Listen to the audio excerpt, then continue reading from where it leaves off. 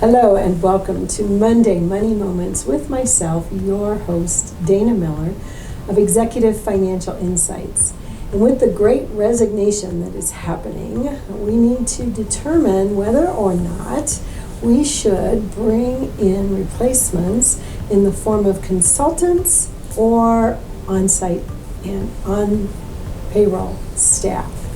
So our topic today will be determining which is the right solution for you. And we'll go over pros and cons of both and costs and benefits of both. So let's start with consultants. Benefits of consultants: they have high levels of expertise. They have a lot of experience, and they can bring some of that experience into your organization and provide opportunities or solutions that you may not have encountered or thought of in the past. They're also very strategic, and so they like to do big picture focus, and then they also are very surgical at the same time, so lasering in on what is going on and how to resolve the particular issue in the moment. Okay? Examples of consultants and my recommendations for hiring consultants: I would suggest start with a law firm. I highly recommend using a whole law firm instead of a single on-staff lawyer. Because of the level of expertise, lawyers generally will focus on one particular area, and a law firm will have many lawyers focusing on individual areas, and so whatever issue you may have, they should have someone who can advise you accordingly. You might want to consider outsourcing your CFO.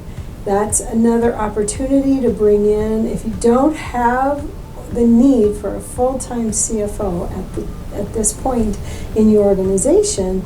Outsourced CFOs are becoming the hot new thing in the marketplace, and they can come in for a few hours or a few days a month and help button up your finances, your strategies, your IT, your risk management, all the things. Human resources, that's another good opportunity if you don't have a very large staff, but you definitely want to stay on the right side of Department of Labor issues. So an outsourced human resource professional can help you navigate all of the complexities and the intricacies of staffing.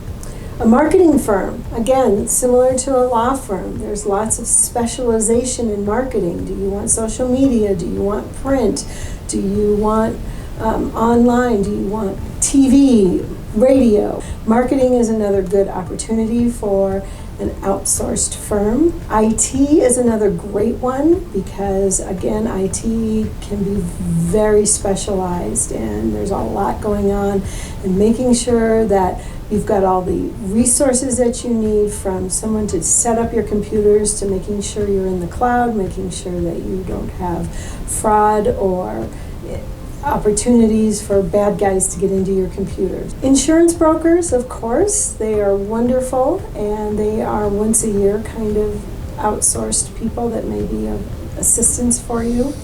And then fundraising and grant writing. Again, lots of experience, and they have a lot more resources than maybe somebody on site and on staff. So those are your examples for your consultants that you might want to consider. Here's the case for bringing in staff. They are acclimated to your business. They are more dedicated to your mission. They are definitely more relational from an internal perspective. So you are now making connections with people who can be there every day and look around and make suggestions for things that they see. They have boots on the ground, so they're very valuable. If they've been with you for a while, keeping them on staff and all of their institutional knowledge is hugely beneficial to the organization. They are also willing to take on additional duties that may not be normally within their job description. A consultant generally won't do that, but your staff will. And they pitch in, and they also work across the aisle or across different departments to help out and help you meet your mission. Examples of staff would be your program staff, your administrative staff, accounting, fundraising. I know I said you could use it for outsource. You can also do it internal. And then, of course, management. It's a little tough to outsource the CEO and your senior management, or actually any management. It's easier to have somebody with what we call skin in the game. So let's talk a little bit costs real quickly. To be honest, costs can be very similar. Even though your consultants are expensive, right? They charge several hundred an hour, or they can. First of all, they're not working for you 40 hours a week or 2,080 hours a year, which is that's an average pay year. So they are expensive in the short term, but in the long term, they might be a better value for you, because with staff, you have all the things. You have training, you have salaries, you have benefits, you have time off, you have holidays, you have vacation days, you have a building, and you have equipment for them and space that you have to pay for. So it can add up quite a bit. So it just depends what you're looking for and where you're going to get the most value for your money. Thank you. And if you would like more resources and information, join me at www.executivefinancialinsights.com.